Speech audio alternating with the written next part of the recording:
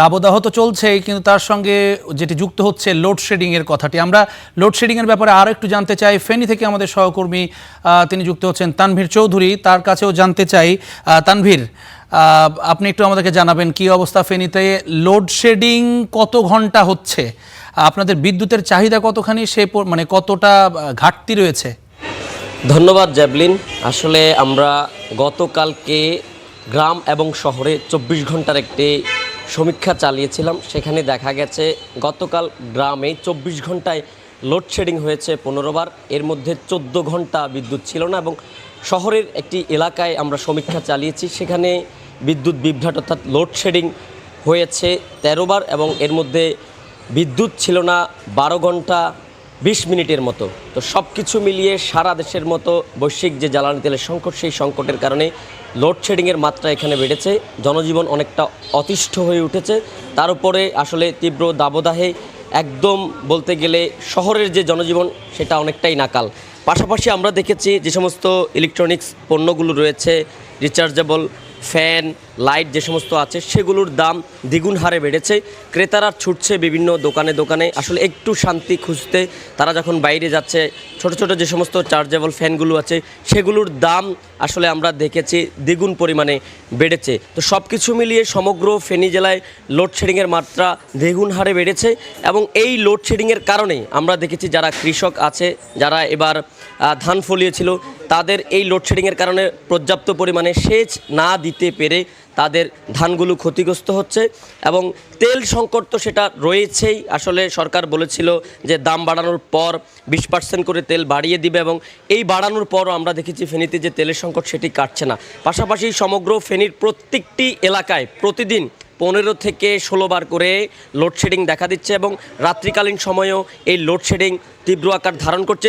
সবচেয়ে বেশি আসলে বিপাকে পড়েছে যারা এসএসসি পরীক্ষার্থী, তারা এই লোডশেডিংয়ের কারণে তারা মনোযোগ দিয়ে পড়ালেখা করতে পারছে না। তো সমগ্র ফেনীর যে চিত্র সেটি আসলে সারা দেশের মতো একই চিত্র। এখানে যে লোডশেডিংয়ের অবস্থা সেটি দ্বিগুণ হারে বেড়েছে, এবং জনজীবন অনেকটাই এই লোডশেডিং এবং তীব্র দাবদাহের কারণে অতিষ্ঠ হয়ে উঠেছে। জ্যাভলিন, এই ছিল ফেনী থেকে আমার হাতে থাকা সর্বশেষ। ধন্যবাদ তানভীর আপনাকে। আমরা ফেনীর চিত্র জানছিলাম। আমরা একটু যেতে চাচ্ছি চাঁপাইনবাবগঞ্জে, আমাদের সহকর্মী যুক্ত হয়েছেন ইতোমধ্যেই, মাহমুদুল হাসান তুষার। তুষার, আপনার কাছে জানতে চাওয়া ঠিক একই প্রসঙ্গ, দুটি মিলিয়েই যদি বলেন একটু, যে তীব্র দাবদাহ চলছে সেটিতে কোনো স্বস্তির বার্তা আছে কিনা, অর্থাৎ বৃষ্টি হয়েছে কিনা, আর একই সঙ্গে লোডশেডিং এর কি অবস্থা আপনার জেলায়? জ্যাভলিন, চাঁপাইনবাবগঞ্জে লোডশেডিং এর কারণে জনজীবনে একটি প্রভাব নেমে এসেছে। জনজীবনে মানুষজন অতিষ্ঠ হয়ে গেছে। সব মিলিয়ে আমরা নেস্কোর সাথে কথা বলছিলাম, তিনারা বলছিলেন যে চাঁপাইনবাবগঞ্জ জেলায় 35 মেগাওয়াট বিদ্যুৎ চাহিদা থাকলেও সেখানে প্রায় 40% মতো ঘাটতি রয়েছে। পাশাপাশি পল্লী বিদ্যুতের সাথে কথা বলছিলাম, তিনারা বলছিলেন যে প্রায় 25 থেকে 30% তারা ঘাটতি বলছে। কিন্তু আমরা গ্রাহকদের সাথে কথা বলছিলাম এবং ঘুরে দেখছিলাম, গ্রাহকরা বলছেন যে প্রায় 24 ঘন্টাতে অধিকাংশ সময় প্রায় 14 থেকে 15 ঘন্টা মতো বিদ্যুৎ থাকছে না। এর প্রভাব পড়েছে জনজীবনে। আমরা আশেপাশে আমরা নিউজ কাভারের ক্ষেত্রে যখন ঘড়ি দেখতে পাচ্ছি যে চাঁপাইনবাবগঞ্জ জানে যে আমের রাজধানী, প্রায় আম গাছের নিচে সকল মানুষরা অবস্থান করছে বিদ্যুতের এই আসা যাওয়াকে কেন্দ্র করে, এবং অনেকে সেখানে দিন পার করছে, রাত পার করছে, এমনকি বাড়ির বাইরে তারাকে ঘুমাতে দেখা যাচ্ছে।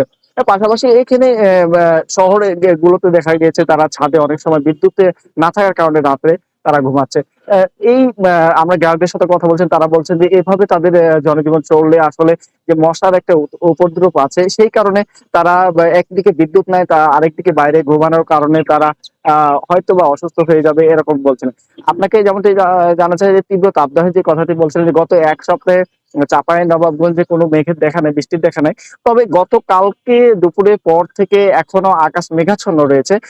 তবে এখন পর্যন্ত কোনো বৃষ্টিপাতের আমরা লক্ষণ দেখিনি এখন পর্যন্ত। সূর্যের দেখা খুব বেশি নাই বললেই চলে।